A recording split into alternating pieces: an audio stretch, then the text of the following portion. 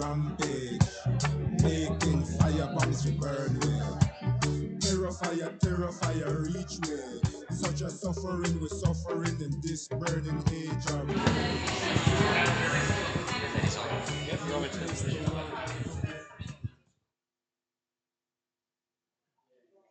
Oh, the sound has gone down.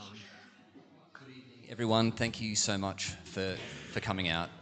It's a real pleasure to have Dan Lopez from, I never say it right, Jacobin.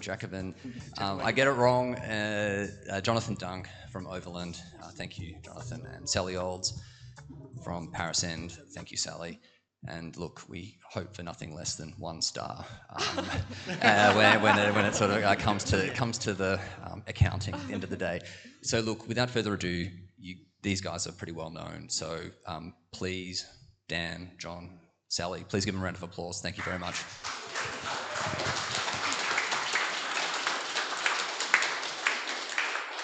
Rock and roll. Hello. Hello. We should probably acknowledge the traditional owners, Wurundjeri people, Kulin Nation, and just to make the point that Jacobin recognises Indigenous sovereignty. Yeah, that seems. Yeah, thanks. Yeah. Cool.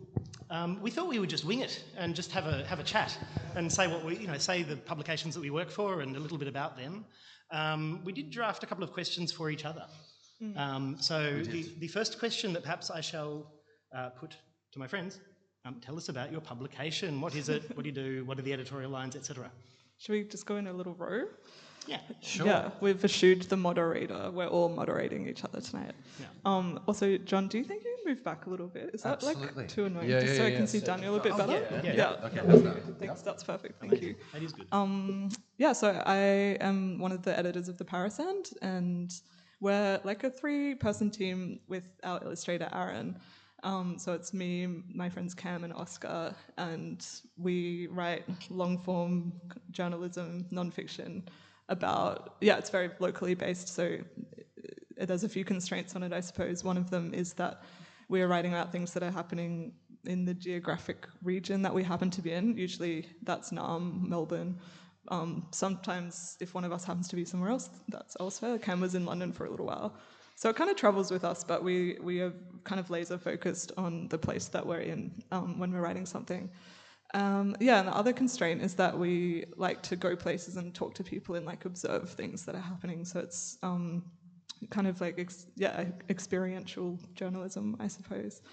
We publish via Substack as well, which is like a newsletter kind of form that just is goes out in email form, I suppose. So I think of us as like a tiny newspaper, basically. Yeah. So Overland was the serendipitous result of a acrimonious split between a cadre of communist intellectuals in 1956. It sounds fake, but it's true. One group of the realist writers group, as it was called, very much had a doctrinaire belief in the instrumental use of literature by the party to adumbrate political action, vis-a-vis Stalin's idea that writers are the engineers of the human soul. Another group, sort of led by a dipsomaniacal, cantankerous professor called Stephen Murray Smith, subsequently a figure of local legend, had a broader view about literary form. They cleaved to essential Marxist principles, but thought that a more creative, locally honest, protean engagement with place and literature was a better way to do it. They started kind of on a shoestring. We've got the old copies at home, and it's like 1 shilling, a quarter of a shilling, that kind of thing. They're tiny. And then it went on for years and years and years to become the thing it now is. I think it was started with as he articulated in his first editorial, dual commitment towards diversity and workers' rights, as we would frame it now anyway, and literary quality. Sometimes they come into contradiction, sometimes they do not. We can, I have more to say about that if we enter a more philosophical stage of the evening later on. Daniel. Magnificent. When an Uber driver asks me what I do, I say that I'm an editor, and they say, what for? And I say, Jacobin, and they look at me strangely. And I say, imagine that Bernie Sanders became a publication, and that is the publication for which I work. So the founding editor, Bhaskar Sankara, an acrimonious hostile takeover, as it were, of the Democratic Socialists of America, which used to be a much maligned, very small group on the right of the Trotskyist movement, which is wild, but anyway, there we go. And the rumour is apparently he sold pot to fund Jacobin. Right on. Well done, comrade. So, there's a distinction in my mind between Jacobin Australia, which it's a franchise, I run a franchise, and Jacobin, the main, the mothership. I think the thing that distinguishes Jacobin, this thing I'm trying to do as well, but I'll praise Jacobin, from the rest, most socialist, so it's a democratic socialist publication, but with a very broad ecumenical purview. But when you look at the publishing scene associated with parties or organisations, it's usually quite didactic, and the last paragraphs are always about why you should join their group. I think Jacobin worked because it prioritised very clear writing and a non-didactic, not talking down. It's a publication first and foremost, so it's not a party publication. And I guess it was the Bernie Sanders thing in the air, which is no longer in the air, obviously, but that's what gave it mass circulation. So, that's why I was attracted to working for Jacobin in the first place. If you're a socialist, you do need to talk to thousands and thousands of people, not a handful of undergrads. Yes.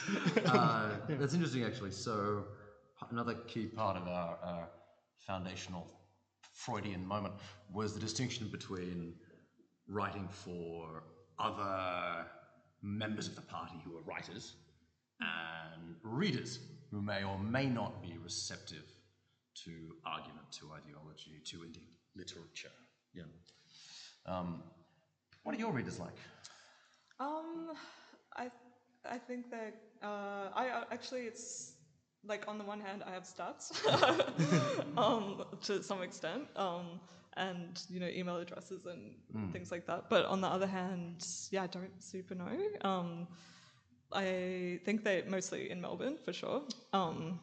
They, I think, are a smattering of ages from what I can tell. There's we have some readers in their 70s and 80s, and we have some very young readers. I don't know, but it's. When we started it, I suppose because we started it and we started as a project that we wanted to do personally. I kind of was in a phase where I wanted to be a columnist, but you can't do that in Australia unless you write for the Herald Sun or something like that. We just started to do the writing that we wanted to do, and because it was on Substack, we just kind of started sending it out and then got subscribers. So it built, sort of slowly, and we didn't particularly have an audience in mind, I think, except for entertaining each other. So I was just writing to entertain Cam and Oscar's sensibilities, I think, and for for my own tastes, I suppose. And I think, I don't know, and I think I was also wanting to do kind of writing that I didn't really see happening in Melbourne, or that wasn't much of a platform for doing that in Melbourne, which is very in-depth, long form, often our articles 5,000-6,000 words, funny, witty, alive writing where we talk to a lot of people and we kind of get to the heart of an issue.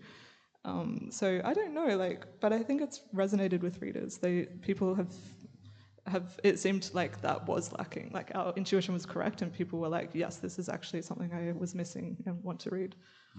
Yeah. But I was interested in what you were saying about balancing the sort of politics of your publication, because we when we were talking about this panel, when we had coffee the other day, we were all talking about the word radical, which is in the panel title, and I was I don't particularly think of what I do for the Parasend as radical journalism. I feel it's, I don't know, the word radical is a bit vague, I don't really super know what it means, and you probably feel the same. So, but you obviously have a political gambit in your magazine, so I was what is the balance you strike between the politics of your work and the craft of the work and the people you're working with, all of these things? I think balance might be an aspirational word. I think trying to inhabit the contradiction, honestly, is probably the thing. So we run a lot of things. We run poetry, we run literary, belletristic essays. We also run, let's say, position pieces or open letters from protest groups, etc., etc. And so, suiting the word to the action, our Hamlet is probably a part of it. But at the end of the day, the principal underlying thing, I think, is that... so Engels said that, from memory, I could be misquoting this, Balzac's revisionary opinions were 1,000 times more worthwhile than Zola's democratic opinions, even though nominally he, of course, agreed with Zola's opinions. And I think, formally speaking, a piece of work that devotes itself to inhabiting its contradictions, the contradictions we all live in, the contradictions of its circumstances, the contradictions of its reality, at the aesthetic level, at the philosophical level, at the personal level, honestly, is always going to make a sharper point, even yes, politically, than an argument which is prematurely foreclosed, an argument which is too sure of itself, an argument which is, where we're using a lot, didactic. Even if I actually agree with the conclusion of that, I think an essay that really sits in its discomfort will have a much more powerful revelatory effect than, say, I write about this guy a lot because I've been very happy to work with this work and put it out there in the world. I think Elias Grieg's most recent essay, Freehold, in the way it interrogates the aspirational, brittle dreams of settlements That is a and good essay, yeah. your house on the hill, and then excavates it to the horror and the ugliness and the sheer brittleness of the thing. I think that's a much more powerful critique of what it's talking about than the kind of, we know it's ugly and evil because we're intelligent people on the left sort of thing that I'm sure gets written hundreds and hundreds of times. Yeah, totally. Is my view. Yeah, no, that's a beautiful essay. I really love that essay. I think it's probably a little different for Jacobin. So I'll speak primarily about Jacobin Australia because that's what I do. Indeed. What audience, like the stats are unambiguous. It's half Melbourne, half Sydney, one person in Townsville. That's great. And it's it's pissed off millennials, and with a sizable and growing cohort of Gen Z. Well done. The kids are all right. But like that is it. That's who we speak to. And specifically the left. So we speak to people around the union movement, we speak to the Greens, we speak to lefties that are on some level still committed to Labor, independent lefties, socialists, and it's very conscious with us, hence the ecumenicism. We don't want to affiliate ourselves to any one left current, so it's a space for They all get along so well. Oh, if you've got something to say and you can say it with a modicum of decency, we're the place. Which also means we don't, Jacobin doesn't publish literature, doesn't publish poetry, some cultural commentary. That is more challenging because, we do need a review of a film that says more than the working class wasn't represented as a character. But that can be done. Yeah. That can be done. The best pieces I think that we put out, one comes to mind about, so we also do history and theory, which is quite fun to do because most journalistic publications don't really. Did you know that the Benedictine monks set up basically a colony in Western Australia that attempted to recreate antique Spanish feudalism? So it's a totally different form of colonisation to what we've usually encountered. And it obviously was a horrible failure and was profoundly racist. So it should never, it was really a terrible idea. And the Anglicans, were like, yeah, great, go for it, go and do that. So, the old divisions didn't matter. But I thought the piece really worked because it was similar to what you said, like the imagery was absolutely on point. The author managed to integrate that well with the analysis of what these insane Benedictines are trying to do. And it cast a light on something that no one has really spoken about much in Australian history. So it's the same kind of, there are different things that work in different times. Like Definitely. The most successful, we do a little bit of clickbait, but What's your clickbait? Yeah, what's Like, Jacobin tell us your clickbait? clickbait. Jacobin clickbait meet the mining billionaires who are ruining the planet. Which got fucking over 100,000 page views in Australia alone. That article did well. So somebody's got to do that. For all of us, most likely this is common knowledge, but exactly. Our clickbait is like trying to do a profile on Troye Sivan, which if anyone has any leads, please let us know. Something that fascinates me about your publication, Sally, I know you guys have a structure of like no publication possibly on God's earth, but definitely not in the Australian media situation, is that you're a small collective. Yeah. You kind of just do what pleases you and you work together. And you find these gorgeously esoteric, radically specific subjects and then sort of obsess upon them, and it becomes this whole narrative. How do you guys... This is the most asinine question imaginable, but in their context, I think it's actually a worthy one. How do you guys arrive at your subjects? Yeah, well, the way we work, we do, it's fairly ad hoc. Like, we have a WhatsApp group chat and are pretty active there. And when we started, we had a spreadsheet. We had 2 spreadsheets. We don't use any of them now.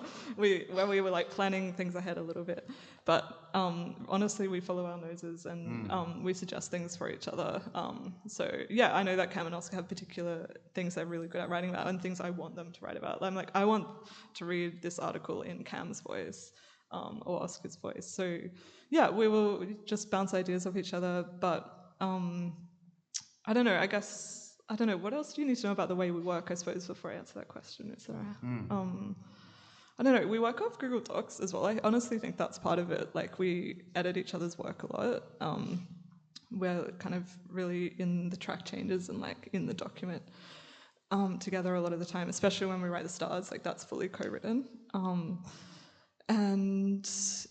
We don't have anyone to answer to really except ourselves. So we honestly just follow what we're interested in at the time. So sometimes that can be, like I wrote about the CFMEU recently for a few months and I wrote 2 articles about it because I was like very interested in teasing out the contradictions of that situation and writing about it in a way that I hadn't seen done in the mainstream media and talking to CFMEU members, which like wasn't really happening that much in the mainstream media, bizarrely.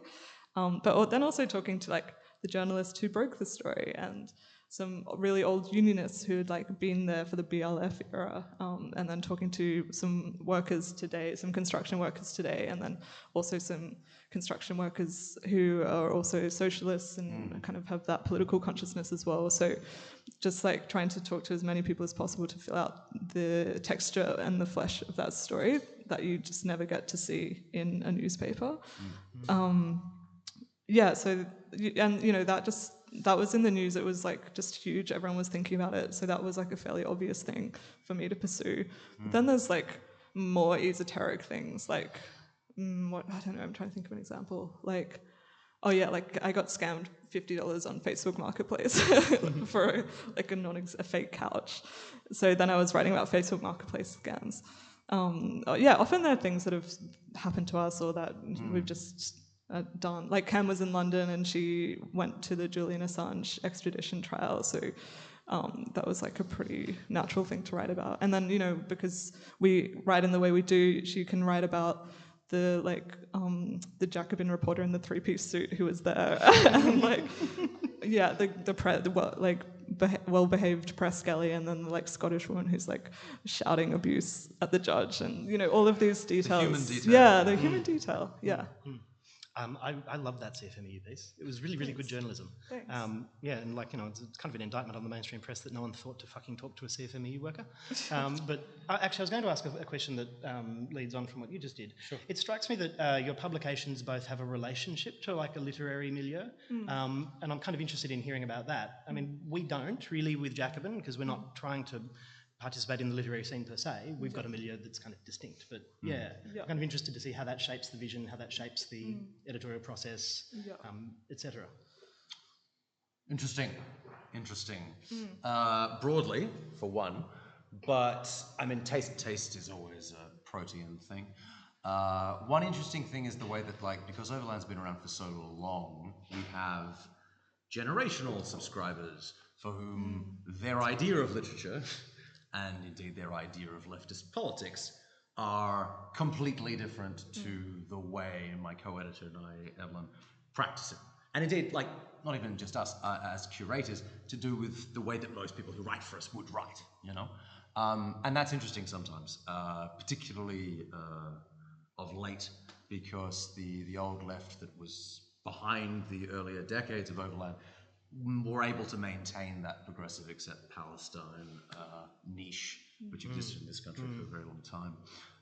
And some of the earlier editorial decisions we were making vis-a-vis Gaza last year, you get these absurd letters from long-standing Marxist academics, some of them really quite distinguished, some of them very reasonable, arguing with your position, some of them utterly unhinged. One of them was like, the guy in his day was a very prominent critic specifically of the Orwellian abuses of language that occurred around the early years of the War on Terror. Okay, he wrote a very prominent play about that. You can look it up. I'm not hiding his name all that well. And this was even before we have taken some harder lines as the times darkened, as happens. But this was simply for covering protests at all. Okay, we never used the word Hamas, nothing like that. Simply protests. And this guy, prominent playwright, was accusing us of all sorts of terrible things. Saying even allowing the voices of Palestinians to be heard is equivalent to declaring that Israel has no right to exist. And this guy wrote a fucking play about the abuses of language and power and hegemony. And it's like, what is going on there? But again, your readership changes. It's all dialectical and it grinds on. And I suppose the final thing, so you do think about your institution. I'm sure even though yours is very local, you think about the way you started it that way. But also, finally, there is a personal risk in editing. At the end of the day, you just have to be like, okay, in this context, I think this is the right thing. Yeah. I think this is the right take. I've thought about it. I've asked people. I reflect on that. Yeah. That's probably part of the fun or the risk of it, that finally you just have to do this, I say this. Yep. It's also terrifying occasionally. What do you think about editing? I know that you guys have more fixed structure. Although, hang on, sorry. You had a question. What's the question again? It was the literary... Yeah, the milieu, or the scene. Who are writing... You very much have a scene. I guess we have a scene. Yeah, guilty. It's a good scene. It's a good scene. We shouldn't be ashamed of scenes. No, actually, I defend the scene, and I love the scene, because I think, scenes are... they're not underrated. Why would I say they're underrated? They're clearly not underrated. Everyone talks about scenes all the time, so they're not... Yeah, but I do think scenes are dismissed a little bit, but it's what is social life? What is the social or public life of a city? It's scenes. It's romances and friend groups, and we don't know each other pretty very well, but we are loosely in a scene, I would say. And then here we are on a panel, so it's you can't pretend that the literary world doesn't work like that. Of course it does. Yeah, of course. It's the question of how much, I guess, it works that way. It's very easy if you're in suburban Sydney or the country or something like that to look at these from a distance, these Melbourne cliques doing things with publishing. I think that dickhead writing for Western Sydney wrote a very splenetic essay about Melbourne cliques a few years back. What was his name? It was called Luke Carman. Yeah, it was yes. I was living in Brisbane when that essay came out, and I was yes, this is so true. I remember finding some of it fun.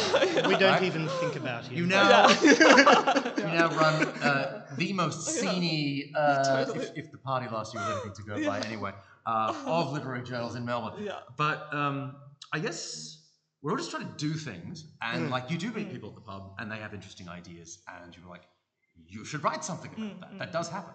That's one of the satisfactions of the job, I think. But I, for one, tend to be, what's the term? You were using it, ecumenical and all embracing about that. If somebody has an interesting idea, I don't care who they are or how they're dressed. Or not being from Melbourne, I don't understand any of your fashion at all. Are you doing fine, John? Yes, no, the scene that we have is quite different, but on scenes in general, if a scene is...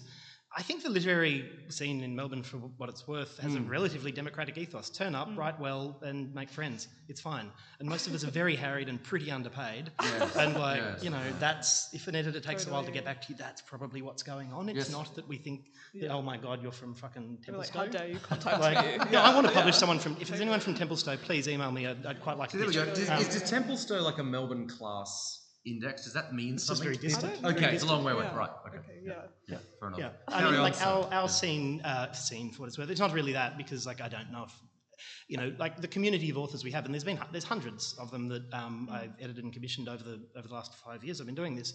But like I kind of like this about it, because we'll get union organisers who aren't necessarily good writers, but they've led a strike that's a successful strike that they'd like to talk about to the rest of the Australian left.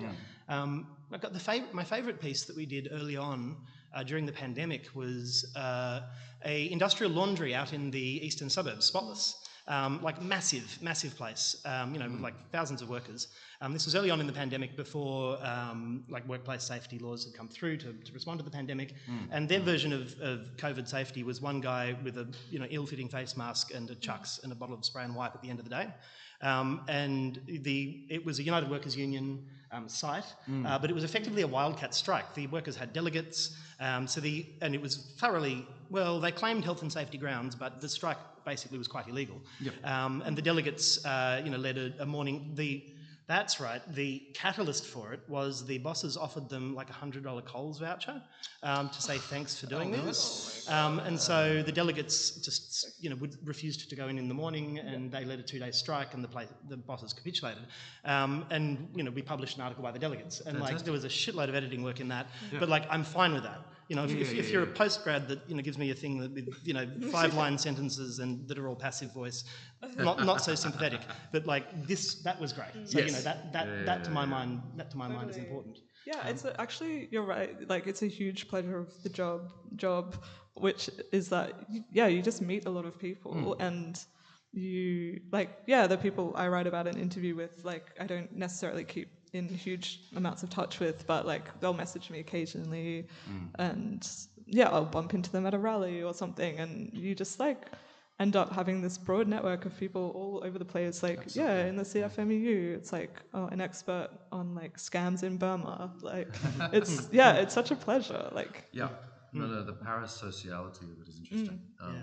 And look, the scenes are part of a reality, just because at the end of the day, we're social creatures and you want to drink and you chat. But I mean, I read everything we get, which isn't to say that I finish reading everything we get, and you do get absolute jewels, pearls of great worth that just come out of the ether. We all live on the internet now, and that just does happen. I got this, his name, Robbo Bennett. That was his author name. He insisted on signing that. 80-year-old former tradie who was working on the Westgate Bridge and working on it around the time where, of course, the disaster happened, and just has been obsessed by this event, very understandably, for the decades since. And he sent us this gorgeous essay, and it did need a more thoroughgoing editorial process perhaps than one might normally make it, but that was absolutely worth doing. There are talents, I think, involved in literature, but there is an awful lot of access to discourses of what is considered fashionably literary trendy, or what the current standard of aesthetics are. And maybe that's one of the jobs of editing, is extending more of that access. It's probably a very patronising way of framing it, but there's another way of doing it.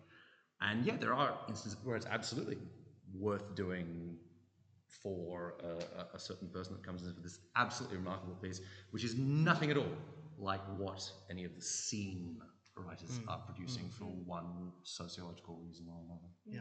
I wanted to ask a question about impact, but I wanted to preface it with a comment about something you mentioned before, Overland and Gaza, the genocide in Gaza. The comment I wanted to make, I've said this before at an Overland reading, but I think it bears saying again, the stand that you guys took was magnificent, and that individuals don't get spoken about a great deal in the left, because it's part of the collective ethos. But like we can see now, more than a year on, the pressure that you guys came under, like Evie as well, like was wild, absolutely wild. And by standing firm on that position, which is morally the correct position, politically the correct position, and defending it in a very articulate way, like that contributed to a change in the cultural political landscape, whereby more people felt that they could actually go to the rallies, post on social media, write things, publish things, so on and so forth. That was that was commendable. I truly hope so. Yeah.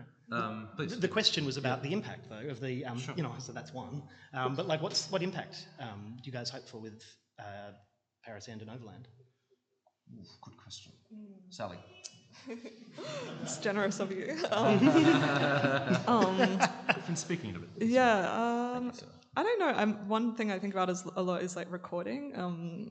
Recording things that are going on that might otherwise just be lost to time. I went to the Queer Archives the other night for the first time, and I was like so grateful that someone had thought to archive these like 5 issues of a newsletter for the Homosexuality and Socialism Conference of like 1981 in Melbourne, because they were very funny and like bitchy. I'm grateful when things have been recorded by somebody in history, and I want to do the same thing. I feel like when you open an old literary magazine, you're like, you can't recognize half of the names in there, or even maybe 95% of the names in there. You read an amazing short story, and you're like, who the fuck is this person? I've never read anything else by them. I've never even heard their name, and that might be the only thing that exists about them.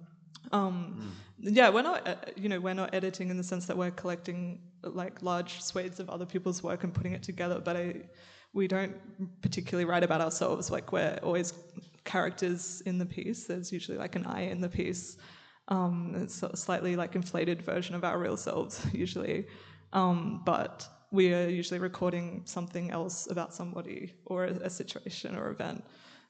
That's a big motivation for me. To record like the minor details of life in this time and place. Yeah, that's one of the things. Sometimes I have an itch I want to scratch, like the CFMU thing. I'm like, or just a provocation, or I feel like pissed off at how something's been represented, and I want to offer something better. Yeah. Yeah, for sure. Impact is an interesting word, and I've said this at this or that rally. If you'd asked me this question 2 years ago or something, every now and then I probably would have given you an agnostic answer about the efficacy of publishing the 10th piece about why capitalism is bad in all the ways that we now already understand. And that's the trouble, we do now already understand it, so impact-wise, bugger all. But Well done. I know, right? Oh my god, you did it. Shit. It did. I think, look, Orwell's insights are like, I anyway was not a fan of Orwell's insights were banal, but what we've witnessed over the last year or so is just such a very obviously Gaza itself, but in the Anglosphere, the most blatant attack on how truth is allowed to be conducted and disseminated in our institutions of such. It's naked, it's obvious. Any fractional, and I stress fractional because you don't want to get grandiose about these things, influence on the degradation of that clear structure of bullshit and allowing other voices to be heard and articulated. Like my God, we had this meeting with, after the 700 Zionists tried to get us fired in the WhatsApp group, which is not a sentence you ever imagine yourself saying now that I say that out loud. We had this mostly PR management meeting with the Honourable Tony Burke, and basically just to listen to us and make sure that we were heard. But, and Evan and I were there, but everybody else were there who had also been targeted by organised Zionist thuggery. The rest of them, overwhelmingly Arab or Palestinian, overwhelmingly worked in the plastic arts, okay?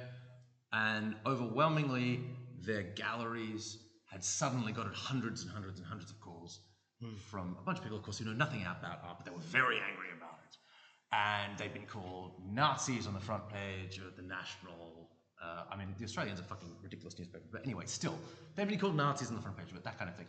And because of the mediums that they worked in, they didn't really have any form of redress. They felt terrorized and alone in the dark, and I wouldn't be at all surprised if that's exactly what the strategy is meant to make you feel.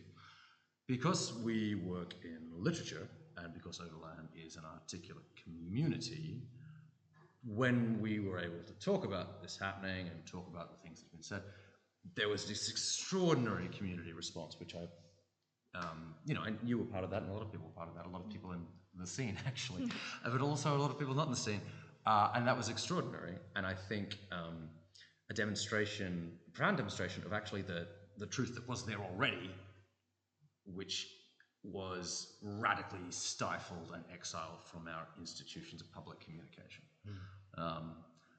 One day I'm obviously going to write something more intelligently refined about that, but yeah, that was, again, I think simply allowing to people to be heard that other people had gone a very long way out of their way to prevent from being heard was the thing. Yeah. And, well, as far as Jacobin's concerned, speaking of, whenever I get a bee in my bonnet, I really like it when Albo reads our articles. Does he read them? He does. Does he read them? He has. How We're do you in the tell? we're in the parliamentary record. He read one out by Max Chandler fucking Oh Mather. my god. And it's like, I remember that. yeah, and it He was looked just very magnificent. pissed off, yes. Absolutely right. And it was just this, and actually that was a good article in its own right. It was from memory. Was it about Paul Keating and how he commenced the wave of privatisations in the 90s? And that. And the other one that we wrote, that he surely wrote, was, Anthony Albanese is not a friend of the left, and that's the place to go for that man's background. So, I've heard from various insiders who kind of like us more than they like the Labor Party that they read it. Don't like it, but they hate read it. But that Paul Keating one that I mentioned is kind of indicative of the type of impact we're going for. Speaking of the Australian, I like to think of us as the Australian of the far left. We don't have a mass readership. Well, it's a big readership, but it's not a mass readership. Like we're not competing with the Guardian here. It's tens of thousands and hundreds of thousands in a month on a good day, but on a very good day. But it's more about articulating in a serious, grounded, well-researched way the kinds of political frameworks that are going to be necessary to change things. For example, privatisation. Okay, we know very well that was a fucking disaster. It's why it's really hard to get a job, for one. It's why everything costs so much for two. We all know this. But if you are the Greens in Queensland, for example, and you're putting forward a serious-minded, grounded program for here's how we could reverse this, you need to know the details. You need to know specifically how it went wrong, specifically which corporations made a lot of money out of it. You need to know specifically the kinds of models of public ownership that could work differently. So it's not so much that we don't have this plan in mind, but we want to try and articulate those analyses and that background. The way I think of it is if a union delegate or a Greens volunteer or a Vic Socialist volunteer is able to read a Jacobin article and learn a series of things that give their arguments more depth and more accuracy, and if they can write those things as well, we're contributing to a left that doesn't just talk shit, but that can talk shit and then follow it up. That's what we're going for. I always read Jacobin articles whenever I'm writing about something political for the Parasend. I always read them for background and for the facts. Facts. You guys did some articles on the CFMU that were actually useful and good pieces of analysis. Didn't you break a leak? Didn't you? Oh yes, that was fun. Something scandalous. Yes, and we also have one coming up. Watch this space, from the National Construction Secretary of the CFMU. That's going to be fun. But the scandal, it wasn't. It's pretty rank, really. This was a couple of weeks ago, so I imagine you guys know what's happening with the CFMU administration. Administrators have been appointed to run the union, and they have the power to unilaterally just fire existing union employees. But those union employees are still there. Not all of them have been fired, and they don't like what's going on. So we received a little, fucking sneaky iPhone photo of a spreadsheet with the wages the administrators are paying themselves. And Mark Irving, King's Counsel, is giving himself about $50,000 a month, and it's being drawn from the CFMEU's coffers. And the total budget of the wages that the administrators are paying themselves, and these people are just hacks. One of them, Clancy Dobbin. I went to uni with that guy. Fucking R.M. Williams boots, chinos, light blue shirt. My God, and a string of jobs, all in unions, and he never lasts very long in any of them. So he's fairly charming and fairly incompetent. That's the type of person we're dealing with here. The total budget of these people is more than the Western Australian CFMEU's entire annual budget. So they're running the union into the ground. We're quite pleased to bring out that little revelation. Absolutely. And that got reshared by a lot of construction workers. That was cool. That was cool. Yeah. Maybe a question then about the editorial process, which is very different for all of us, I guess. Absolutely. But what does it look like? How do people get published? What do we then do? in your case? People don't get published. You They don't get don't. published. Yeah, But they there's a process. simply don't. Yeah, sorry. Yeah, we get submissions occasionally, which tells us that they don't read the publication because the only people who write for it are 3 people, me included. So yeah, but sometimes, I mean, we actually for the first time did publish 3 writers who are not us, who had read at our recent event. And I think we actually do want to do more of that, but on a very small scale, because we don't really want to be a literary magazine. There's enough of those. That's awful. Yes. Yeah, totally. Yeah, so it's... Out of curiosity, do you all need to agree on a given subject? Do you ever come up with an idea and then the other members of the editorial think, no, that's terrible, that can't happen? Has that happened? I'm trying to Change the think. names, whatever. Yeah. Wait, what do you mean change the names? I mean, does any one of you ever have an idea that then gets smacked down puerilely? Yes, that has happened for sure. I can't think of a particular example, but yeah, it'll usually just be no one replies to that message in the WhatsApp chat. And they'll be like, oh yeah, I think I'll actually do this idea now. Yeah. Yeah, I don't know. I feel like, or if someone wants to do something that's we know that it will result in 10,000 words or something. Yeah, We're always trying to we have this delusion about ourselves that we're going to write short articles. Every single time we're like, this one's going to be short, guys. It's actually just a 2,500 word quick little piece about whatever, and then it's always 8,000 words later. Yeah. Vibe. Yeah, but what about you? It's complicated, and it depends on the kind of piece that we're publishing, obviously.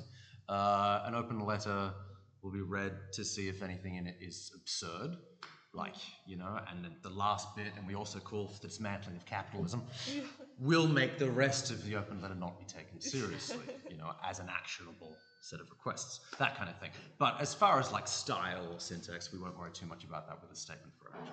When it comes to an essay or a more literary piece, we'll argue over the fine bits and pieces. We'll go back and forth between the author. Generally, the author has final say as long as they've got a very good reason about that piece. But again, you play it organically. If you edit lots of different pieces, they all have a slightly different texture and a slightly different set of problems. Maybe it's 60 to 70 commissions, but that really varies. It varies. We get different rates of anonymous submissions, and of course there's always different rates of quality of anonymous submissions. Funnily enough, that sort of seems to spike as this sort of strange indirect barometer of what's going on in the world. Consequent things produce submissions. Sometimes they're interesting, sometimes they're of that here's something I already had in my bookcase, but I'm going to theme it around, and this is why, the fires are also about my specific version of feminism. We did actually get things like that, yes, that kind of thing. But, yeah, the editorial process varies, I think, hugely depending on the piece, but Evelyn and I will generally divide pieces according to our expertise, naturally. It depends what kind of thing the piece is. Do you two edit everything that is on Overland? We edit most of the essays. Some of the online stuff will go to our online editor, Giovanni. Our poetry editor, Toby Fitch, handles that. And our Claire editor, who's currently, our fiction editor, whose name is Claire, currently handles fiction. Okay, historically, though, that has changed quite a lot. Overland's had different structures. Originally, there's been periods where editors were handling everything. I think our online presence, which just started as a random poetry blog in the early 90s, literally, but it turns out that, poets love to bitch about poems, and that spiraled into the gargantuan thing that it is now, which is much larger than our print distribution. So the editorial structures vary with the nature of the work, I suppose. How about you? Let's see. So when I began, I may as well. That's a fun story too. I may as well mention that. Tell us your origin story. Bhaskar Sankara came over for the Marxism conference run by Socialist Alternative, and I was at that point a forgive me for my sins, a disgruntled member, and because of that, they asked me to put him up, which went very well. I took him to Kent Street, and he marvelled at the size of Australian pints, which are bigger than the Americans. And he said the most Protestant thing I've heard come from a socialist's mouth, that not a day goes by and he doesn't think about what he'll leave behind him. So anyway, but he's a businessman. Right? But like anyway, so I jumped forward a year and I'd been thrown out. And I was thinking that there's nothing in the publishing landscape that has the same approach to class politics, the same broad editorial purview, the same popular appeal. So I emailed the guy and said, what's your advice? And he said, do you want a job? So I said, yeah, that'd be good. And then it was Emma, that's the lead into the question, Emma Feigenbaum, who is almost returned from her annual migration. She trained me. I didn't have a background in editing. I've got a philosophy PhD, but my God, that doesn't teach you how to write. I'd commission articles, edit them, pass them to her. She'd send me back very terse instructions on how to make them passable, and I learned that way. Since then, I've been the one editing the Australian content. The thing with Jacobin is it's got a relatively specific style and a relatively specific approach. It's not so much specific politically speaking. It's very rare that we reject a piece on the politics. The two parameters for that would be we're not going to run a piece praising the Labor government. And every now and again you get someone who's in the union movement who feels that should be done, and that's fine, you could write for the Age. And we're also not going to run a piece by, ultra-lefts or Trotskyists or something denouncing everything in the name of their one true correct understanding of everything. But it's very rare that there's a political problem with most pieces. Cold submissions almost never get through because they're not written to the style, and they're not written with an understanding of what we're trying to do. And so I almost always, it's very rare so that they do. So I email back saying, look, it's an interesting topic, but ask me first, and then I'll give you some dot points about how to do it. And then from there, the editorial process with us, I suspect, is fairly interventionist because we don't, and this isn't. I write for many other publications. When I have something to say politically, I usually write for Overland because I don't want Jacobin to be seen as my own mouthpiece. And also, Overland's entrenched in the Australian left, in the Australian landscape. I tend to write for Jacobin when there's something that has to be said and I can't find anyone else to do it. But then, if I write some weird philosophy shit, I'll put that wherever. Who knows? But the relatively narrow editorial style, it's got to be clear, it's got to be concise, and we're relatively interventionist as editors, which usually it's quite interesting. Usually people don't mind. I'll send them back a document where it's 90% track changes. It doesn't mean I've changed the words. The thing I'm going for there is to preserve their lexicon and their voice, but to change the passive sentences to the active voice, and to break up very long sentences and to break up long paragraphs and to introduce subheadings where they need to be. And usually I find that authors, with the exception of academics, are very grateful if they receive their work back in a form that's their work, but kind of just clearer, better. That's many a long night.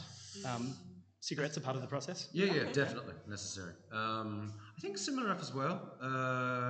Most of our authors are very happy about the edits we make. The more distinguished academics tend to be a little bit fussy. Sometimes to quite humorous results. I don't know how track changes works. I am not as comfortable with your use of Latinate words.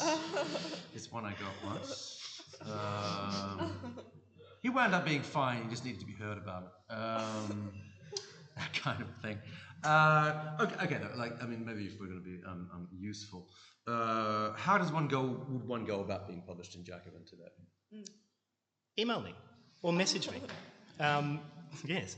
There is a submissions address or an editor address on the Jacobin website, which, if you email that in about 3 or 4 weeks, they will forward it to me, which is usually not a great turnaround. But those guys run on the smell of an oily rag. My God, it's a mess under the bonnet, which, comrades, it's fine. But no, it's Godspeed. Email me. About half of the time I'm getting pitches, the other half I'm going and trying to commission people on the basis of some idea I've had. If anyone knows about Tom Uren, the historic Labor MP that was Albo's mentor, email me, because I really want to commission an article about how Tom Uren was a sellout, but even he'd be disappointed by Albo. So I've been trying to get that one. Looking forward to that one. Yeah, just really want to piss Albo. Sure, Albo is too. But yes, just get in touch and it'll work. You know, if authors, the thing I always say to authors, if you've got the patience to go through multiple rounds of revisions, and often that doesn't happen, but if you've got the patience to do that, and it's something that's worth saying, and you've got the knowledge, then I'm here for it. We'll do that. Yeah.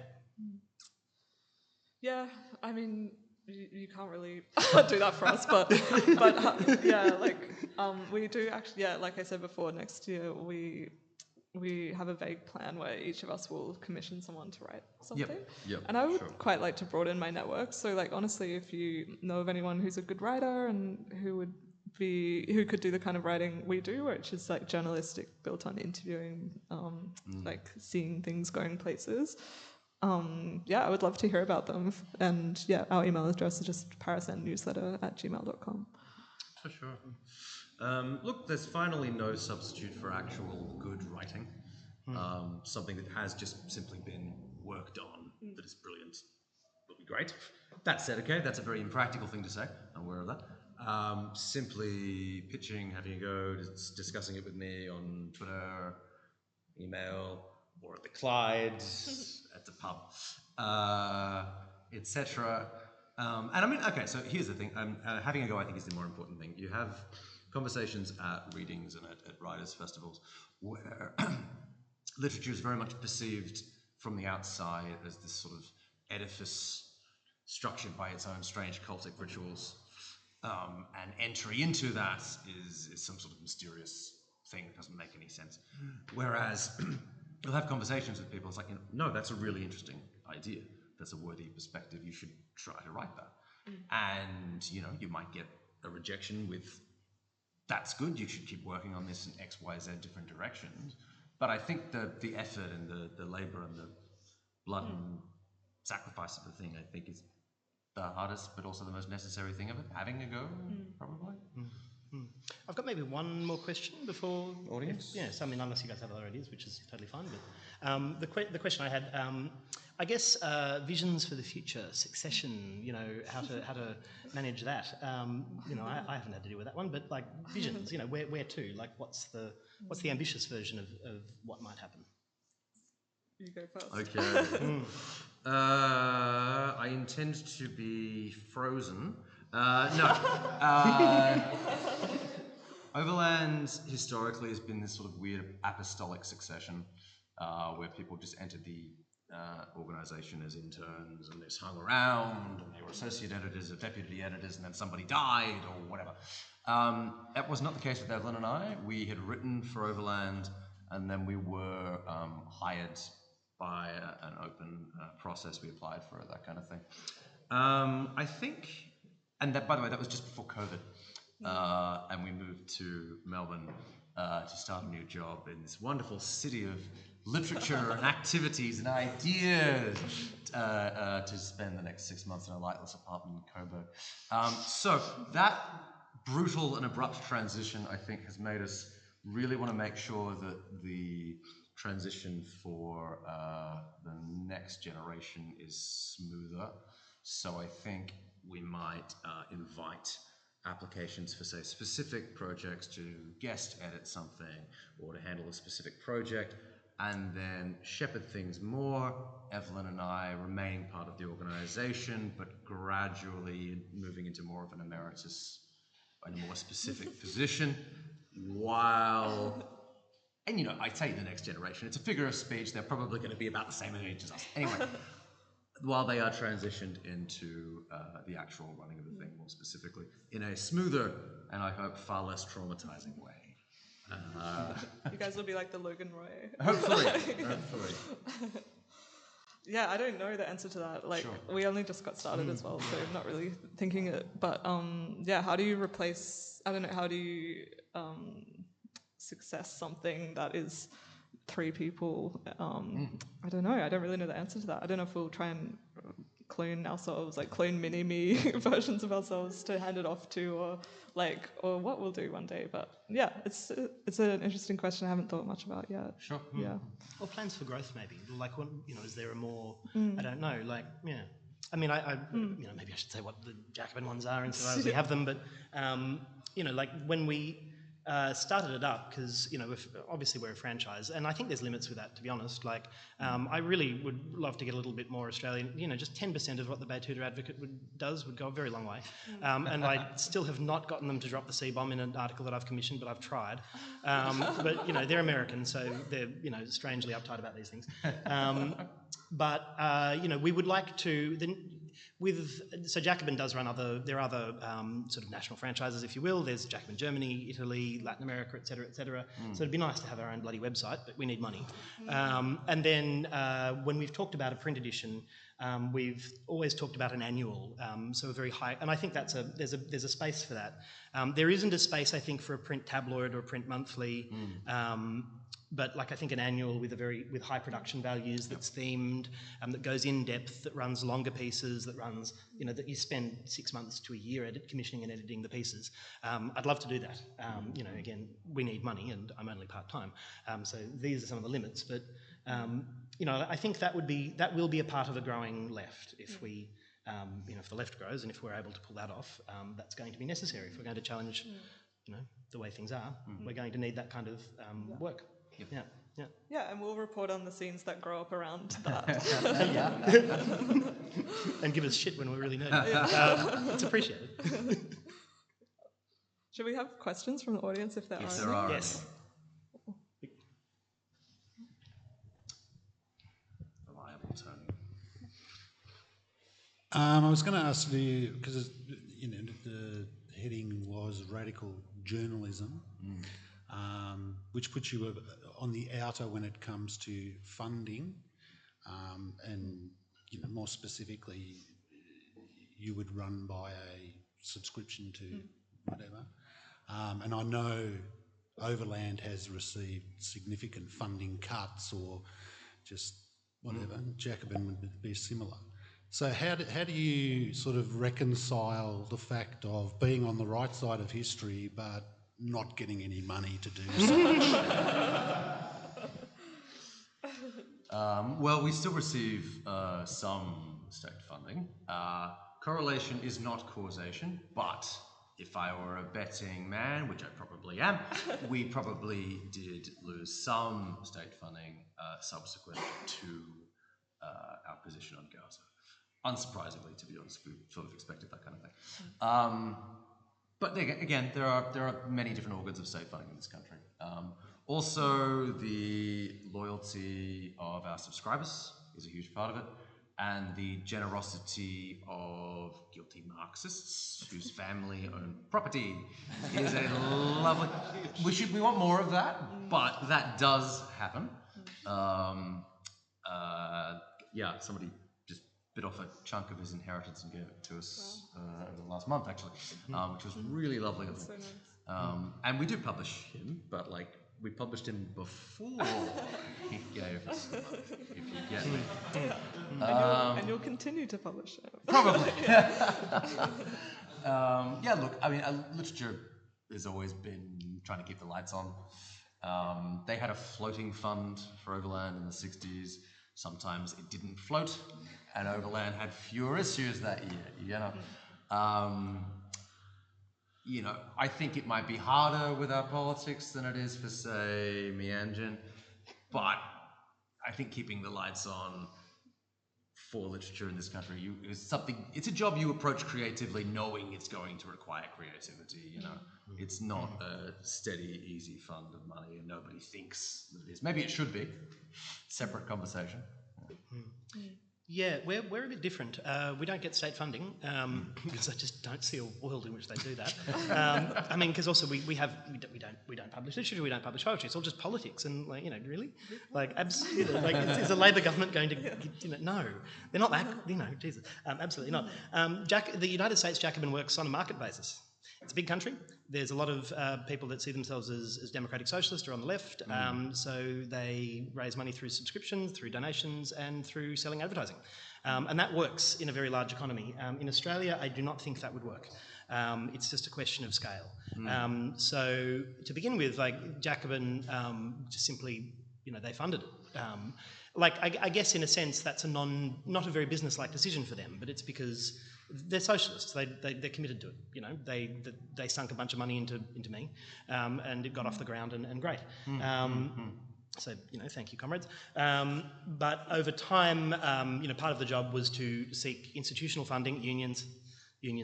Like we sell advertising, so, you know, we sell advertising to COPOW, which is like a union-run energy cooperative, and we have also just struck a funding deal with the Search Foundation, which is very good. Search Foundation being the foundation set up by the old Australian Communist Party when they, quite wisely, I think, fell on their sword following the collapse of the USSR.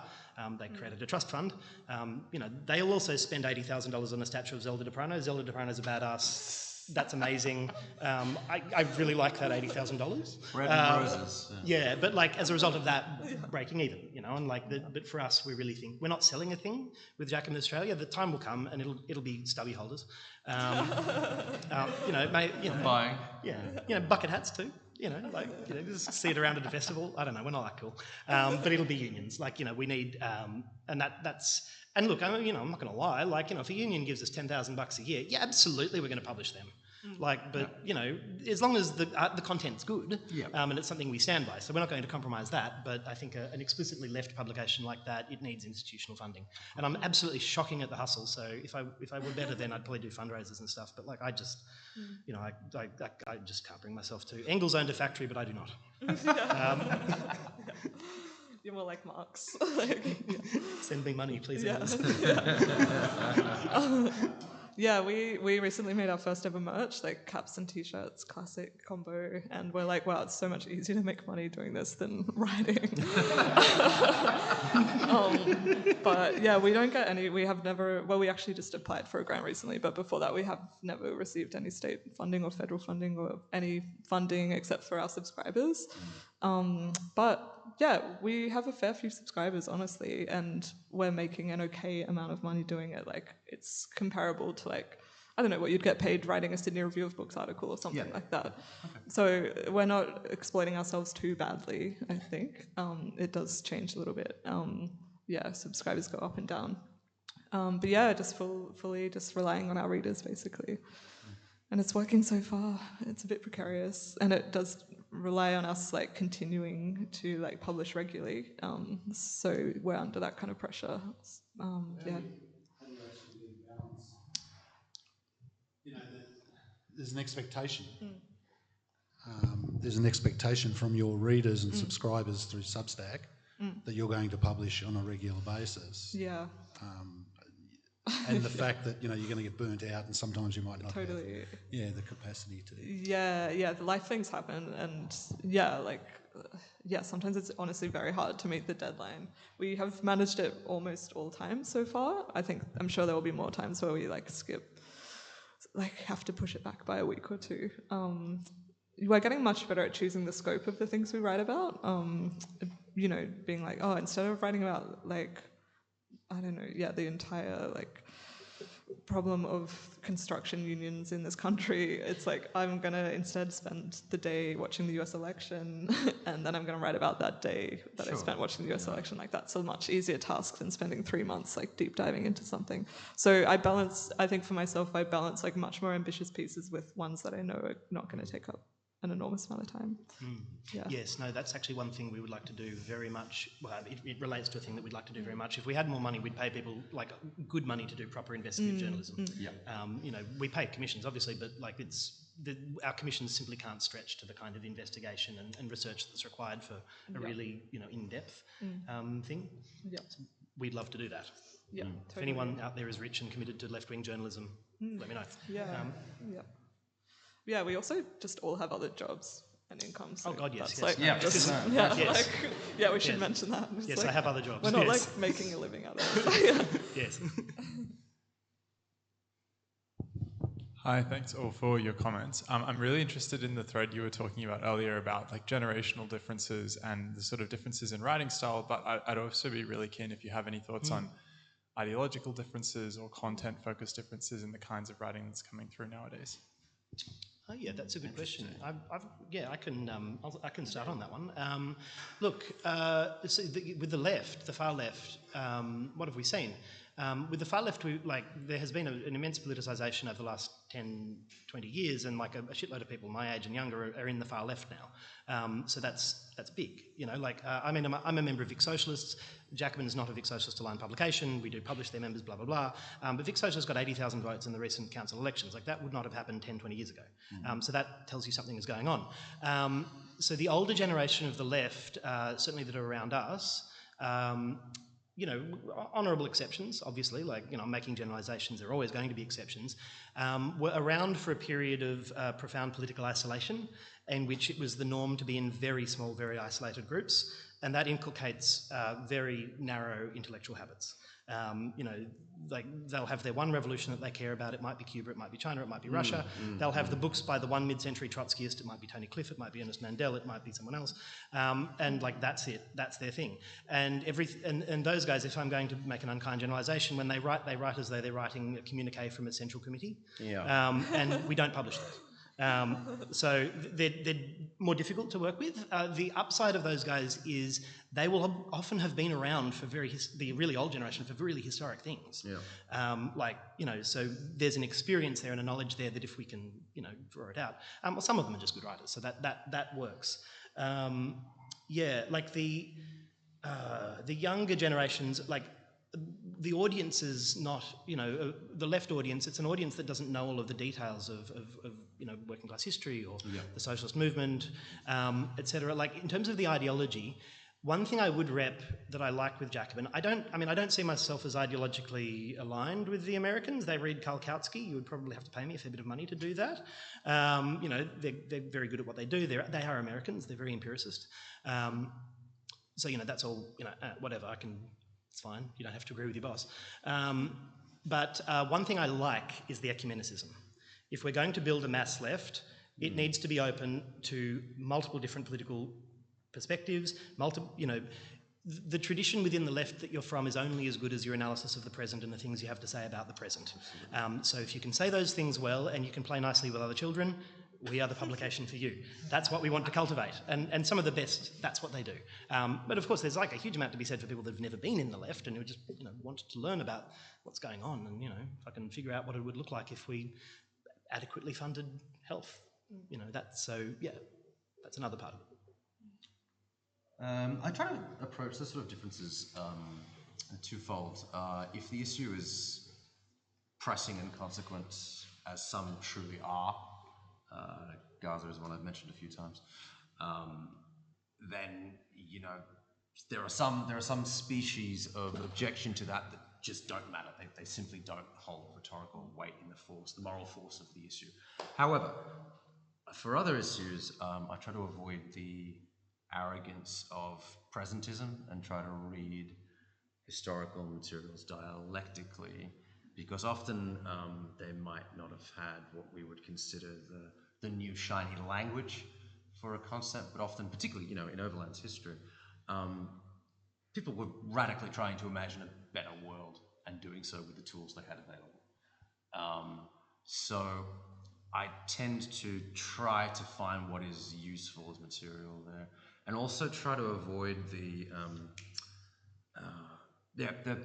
British Marxist poet who I adore, J.H. Prynne, writes that clean hands are a historical contradiction, and this instinctive shrink we all have about the right place with the right language about things and not being complicit in any sort of historical horrors is a bourgeois fantasy. There's no place on this country accessible or occupiable by a settler that isn't stained with profound things. So rather than being anxious about that and trying to avoid that through some fantasy of other forms of oppression, which I'm sure many of us have, I think it's more interesting to focus on possible vectors of solidarity as a generative force rather than this bourgeois fixation on this idea of unhistorical piety, but I'm better on trans rights than those people, and therefore, etc., etc., etc. I think whilst always generally trying and aiming to be as inclusive as possible, rejecting someone's contributions simply because it hasn't been properly educated in what we've now considered the moral terms is a superficial approach to a very complicated political problem, if that makes sense.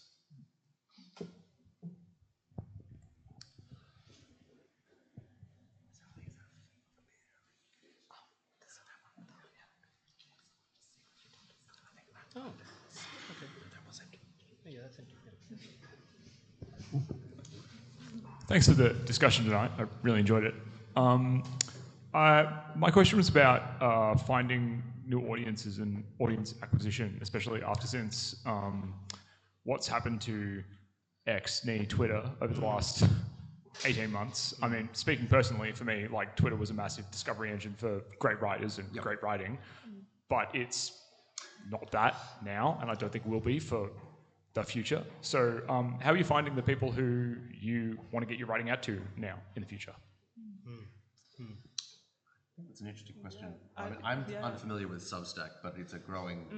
We don't really use Twitter. Like, we have a Twitter, but does nothing. Like, it just goes nowhere, and I don't use Twitter myself, so I don't think it's ever been a thing for us. But we are on Substack, which is, people probably know what it is, but it's a platform. They take 10% of what you make, and in exchange for that, they will like distribute your work to whatever email addresses are input into it. And I kind of like the slightly secretive element of that. Like, I like that, it has to be delivered directly into somebody's inbox for them to be aware of its existence. And I was always happy for that to be the case, and for there not necessarily to be a huge platform or necessarily like central platform. So I don't know, maybe it's just a slightly different ambition or something. Sure. Yeah. Yeah, no, cool question. Okay, so like before Elon bought Twitter, the reads to Jacobin were about 1/3 Facebook, 1/3 Twitter, 1/3 MISC, with a significant chunk Instagram. Like the Twitter share has gone down. The most damaging thing was not the format, like not having the head in the, not allowing the head. And heads, move units, like a well-written head and a well-written deck being a little blurb that sells the article. They're crucial. So that's frustrating. That said, I don't think, I think it's overstated with Twitter for two reasons. One, it was never the popular social media. Like, normal people aren't on Twitter. Normal people don't read. People don't read either. Well, but like TikTok or TikTok, or to a lesser extent Instagram. So if you're trying to find a mass audience via social media, I think those are the platforms. If you want boomers and Trotskyists, it's Facebook. The function I think that Twitter does still have, although beleagueredly, is everyone that participates in sort of public civil society is still more or less a part of Twitter. And so, if an article is by someone who's, Benjamin Eltham, for example, is a regular contributor for us, like good political economic analysis. I can't remember what he's on Twitter, it's like fucking 40k, 50k, some bullshit like that. But if he writes a piece and then reshares it, that will filter through. And then, the organic sort of reshares outside of social media matter. In terms of finding new audiences, the way I approach that is effectively to try and find sectors of the population, political sectors, industrial sectors, like what have you, that are interested in a given issue and to publish on it. We've been trying very hard to cover the CFMEU situation because we want to be read by construction unionists. And we're getting somewhere with that, and similarly so with health during the pandemic. So going after topics like that is useful. Just Dan's covered the current media landscape of it really quite brilliantly, and that most of that maps on us as well. Twitter's still good for us when something picks up and becomes a conversation. So some aspects of it actually remain surprisingly Luddite and pre-digital, in that if a piece is good, and I mean good in a particular way that it's also well-timed and well-chosen for its moment, it will start a conversation. People will share it, people will talk about it, people will comment about it. That does just have a velocity, it does. So in the first instance, that's about the piece itself. Secondly, actually, and this is surprising, being out in the world and advocating for the arguments you're making, for the journal, for the pieces. I was we were at the Blue Mountain Writers Festival in Sydney a few weeks ago, and Evelyn was speaking on a panel about Gaza with some Palestinian writers, and Geordie Silverstein, a non-Zionist Jewish writer.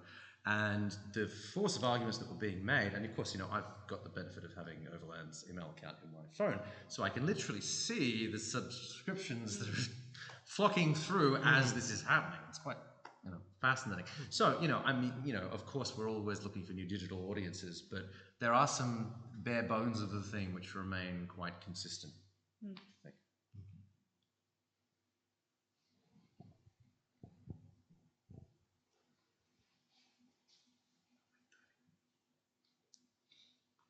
The hush has descended. I think that's us. Oh, one last. Nicely done. Indiana Jones just sliding in. Dug it out. There are probably a few academics here, but it's so as someone whose literary idols were always outside academia, but now I find myself professionally enmeshed in that institution. I'm kind of curious to hear what your writing advice is, especially to those of us who only really now, despite our efforts, read academic content and they have inherited the conventions of that horrible form, and also are making defenses of our work, against academics. What are the kind of sins that we make, and what are the improvements that we can make according to you guys? Well, this is a funny thing. There's a bit of hypocrisy. So Dan and I are also both academics. And I guess it's more we also write for scholarly journals. And there are certain distortions and blasphemies of language that go that are accepted in specific disciplinary consequences, of course, spaces rather, and that a general literary audience can't and indeed morally shouldn't be expected to tolerate is probably my aspect of that. What do you think? Oh, look, there's a lot of sides to this. Academic publishing is garbage, and I do it, but God knows. No one reads it. It's wild. And it doesn't mean you shouldn't do it, but editors do it to get paid by somebody else. Is the thing, though. You pay them to get paid by somebody else. Yeah, you don't get money for public. If you're a casual academic, it's literally not worth your while to publish academically because you won't get paid. It's the whole structure is set up for academics who are on a wage. Completely. Yes. Yeah. Yes. Yep. No, I wrote a 600-page book on George Lucas, admittedly not a crowd pleaser, but nonetheless. And I got paid more for a 3,500-word article for Overland about doing drugs and falling in love with a music festival. Great article, by the way. Thank you. So if you want to get paid, don't do academic publishing. At its best, I think it's a way to speak to a very specialist, narrow community that's international. Yeah. At its best.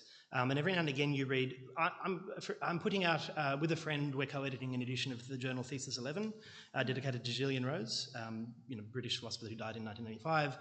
That's got some good writing in it. I'm proud to be putting that out, and that's part of, trying to get her recognised. Basically what we're doing is we're trying to get her to be part of the world canon of cool philosophers.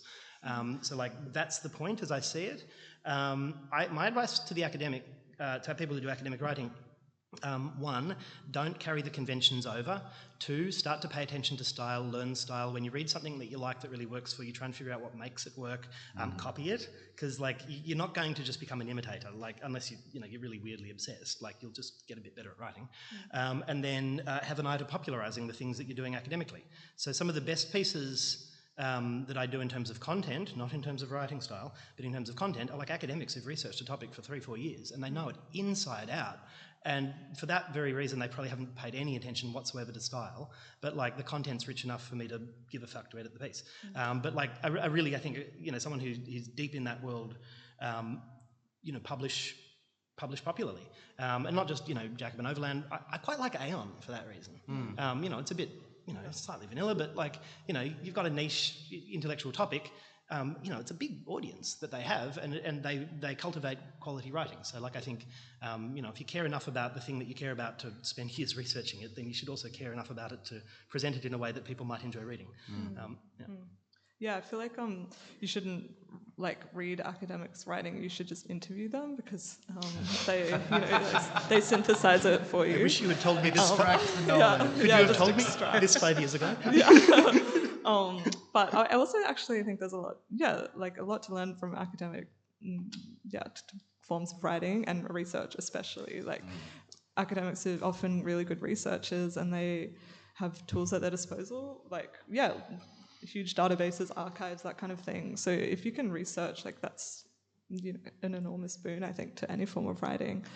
Yeah, and also, like, you know, I do read academic work when I'm, like, putting my pieces together. It depends what I'm working on. But I wrote last year, one of the first pieces I wrote for Parasite was an article about this concept of the male lesbian. And I read a lot of philosophical, like, and gender studies stuff from, like, the 70s through to now, to try and, like, seek this figure of the male lesbian back through the archives. Yeah, so I think like, it's easy for us to be self-hating academics, but it's, yeah, there's a lot that you can pull from there, like, smuggle out of the academy and into your own other kinds of work. Wonderful. We're on time. I could have a dart. Thanks so much for Thanks coming, for everybody. coming. Yeah, thank you guys. Please give them a round of applause.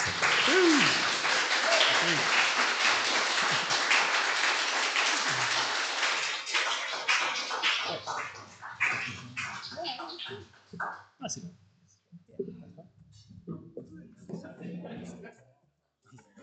That sounded really interesting. Yeah, they were talking about the machinations of the local magazine publishing scene and